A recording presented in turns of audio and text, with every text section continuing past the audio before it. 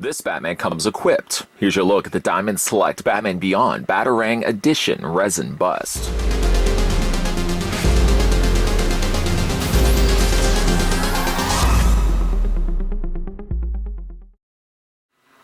Terry McGinnis was a teenager with a troubled past when the brawl with the Joker's gang brought him to the doorstep of the reclusive Bruce Wayne. Discovering the old man's secret history as Batman, Terry knew just where to turn when his father was murdered by Derek Powers. Stealing the latest high-tech bat suit, Terry convinced Bruce that the world still needed a Batman. He would later be invited to join the Justice League Unlimited. This resin bust of Batman Batarang Edition is based on his appearance in Batman Beyond and is limited to 3,000 pieces.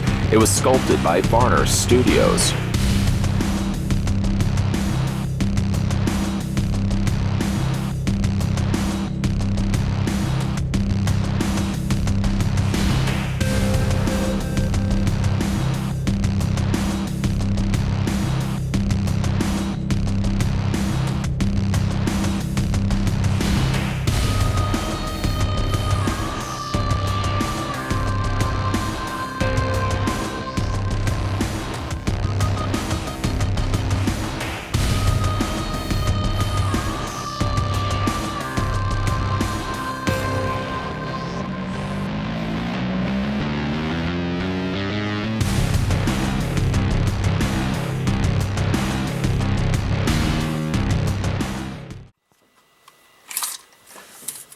Always been a big fan of the original Batman Beyond cartoon series, I was pretty excited to find out that Diamond Select was going to be releasing a Batman Beyond in a Batarang edition. In other words, he's wielding a Batarang. To first figure out how tall this statue stands, I take my trusty tape measure and I put it to the very top of what I believe to be the highest point, and that is the wing on this side. According to the readout, rather impressively, the bust of Batarang Edition Batman Beyond, that's a lot of B's, stands at 7.1 inches in height, and that in centimeters works out to be 18 centimeters exactly. To come included with the statue, you get yourself a certificate of authenticity indicating that this is an authentic Diamond Select Toys Batman Beyond Batarang Edition Resin Bust. That's going to be quite a considerable title. It was sculpted once again by Varner Studios, and normally what you would see is a number out of the sequence of 3,000 copies. This is a very limited run of 3,000 copies, but because it was provided as a sample, what you're seeing here is AP, which basically means artist proof. When it comes to displaying the statues, what I frequently like to do if I have space, and space is obviously something I don't always have a lot of, I like to display actually the certificate of authenticity behind each of the statues so that I can see what numbered sequence the statue was released out of.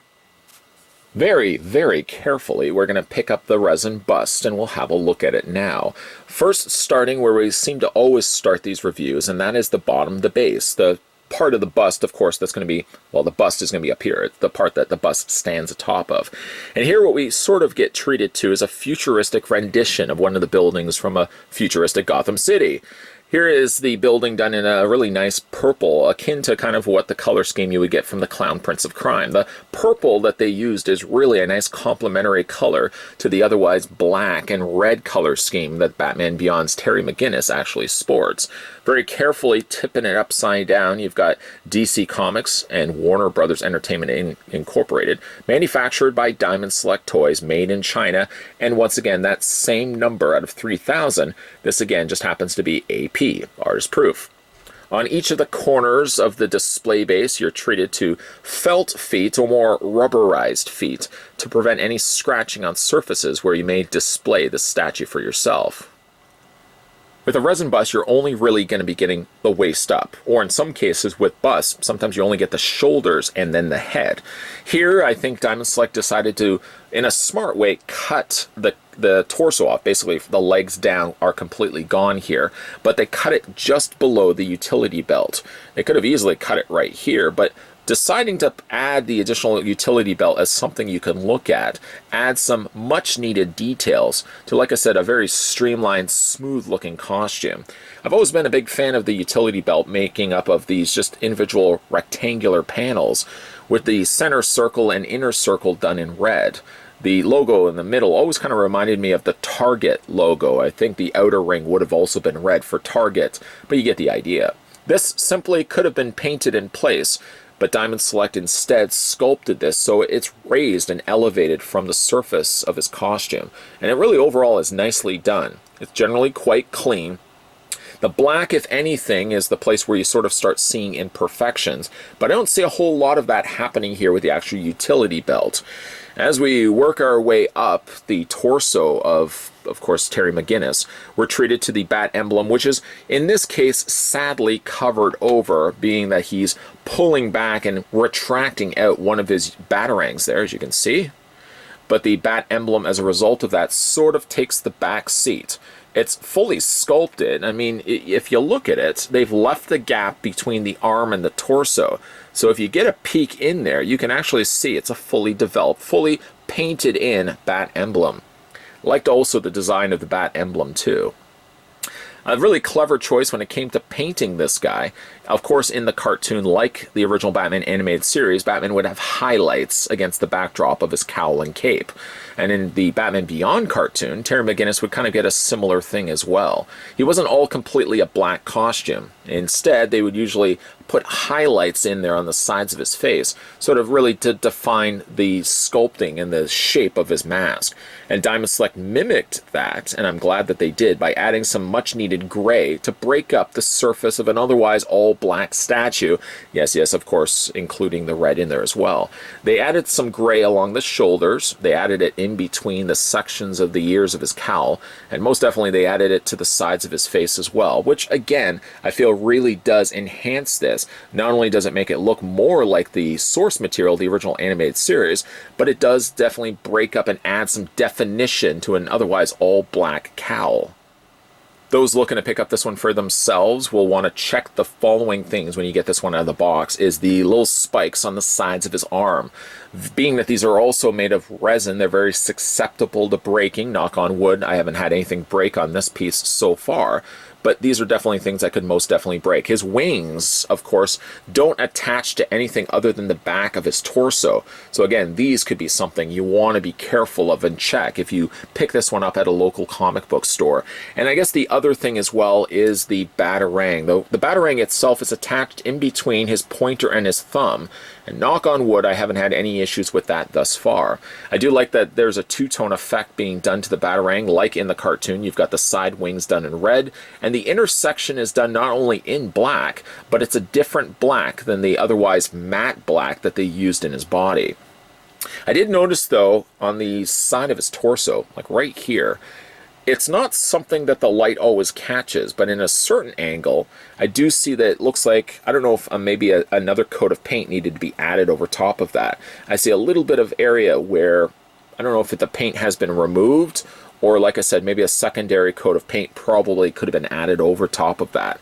Paint is generally quite clean, even on the actual wings themselves, which would be a section if you were to apply red over top of this. There could be some chance for miss or some chance for bleeding over, and the wings are actually quite nicely done. If anything, it's probably the nicest thing on this statue that's painted. It's a smooth looking coat of red paint.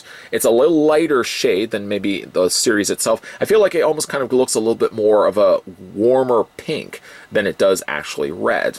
But it works specifically well with this particular statue because it just adds, like I said, just that additional pop of color. This guy, surprisingly enough, for being a character that's donning all black, he really does have a lot of pop of color happening here, both on the wings, like I said, both on the emblem on the center of his chest, and the fact that they did go back and they included that additional gray really does add a whole lot of detailing to an otherwise all-black costumed hero. Another fun Resin Bust release from the folks over at Diamond Select. A big fan of Batman Beyond growing up. Although it took me a little bit longer to be fully invested in this series. I wasn't hooked immediately like I was the Batman animated series, the new Batman Adventures, or even for that matter, Justice League either. The idea of getting a young Batman, or junior Batman, it really didn't appeal to me all that much. Sure, it sounds great, the idea of a futuristic Batman flying over the streets of a futuristic Gotham City, but it took me a good handful of episodes before I was finally hooked. The irony in all of this, when you think of Harley Quinn and Batman Beyond, they share one thing in common. Okay, I guess they could share multiple things in common. They're connected to Batman in a way. They're both DC characters. Okay, But the the irony between the two of the characters is the fact that both characters were introduced solely as being animated series characters. Well, we certainly know where Harley Quinn went to, and popularity in multiple movies and cartoons and toys and all that. Terry McGinnis took a little longer, but he's gone the same route.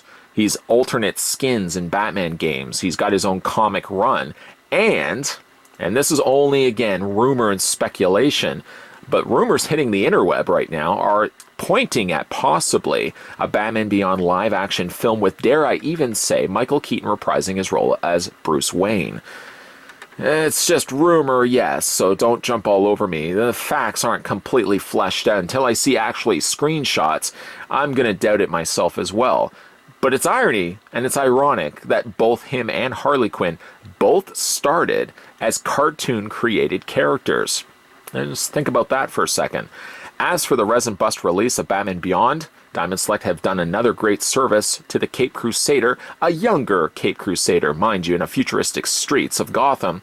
I like that the display base is now purple instead of more the beige color that Batman got, or the animated series Batman Bust statues did get. They all got more primary Batman Gotham City from that time period, more brown bases. No, Batman Beyond gets nice violet purple, and it does look really good against the backdrop of an otherwise black and red character. The icing on the cake is the fact that he incorporates some additional grays on the sides of his face, and in areas where highlights would appear in the cartoon, it appears on this Resin Bust as well, and it sort of makes it feel a little bit more animated versus if they had left it out completely. There are a few things that could be potentially breakage issues on this particular bust, so I would recommend, if you're looking to pick up this one for yourself, probably not order it online. I think that's a bad idea. Instead, check out your local comic book stores, because at least there you can open it up and check out the contents of the box before you get it home. If you order it online, I've said this time and time again, you do run the risk of having something being broken inside. You then have to ship it back, you have to wait for a replacement, and all the fun stuff that goes along with it. For pieces like this, most if not all the time, I usually just go to my local comic book store and order them there. That way I can check and inspect them before I get them home.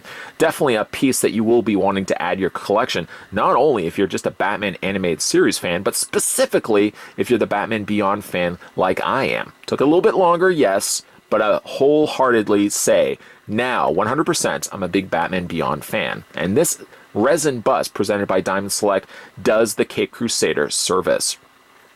If you managed to pick up this one for yourself, let me know down below in the comments section what you guys think of this Resin Bust, or based on this review and this review alone. Again, a big thank you to the folks over at Diamond Select who took the time and sent this my way, the sample that we had a chance to look at over the course of this review. If you guys are new to this channel or a long-time viewer, never got around to it, make sure you hit that subscribe button down below, and stay tuned. You thought I was going to say keep your peepers peeled. I did technically in a way just say that. But stay tuned, because there's going to be a whole lot of statue reviews coming soon to this channel. As always, thanks for watching, and I'll see you guys next time.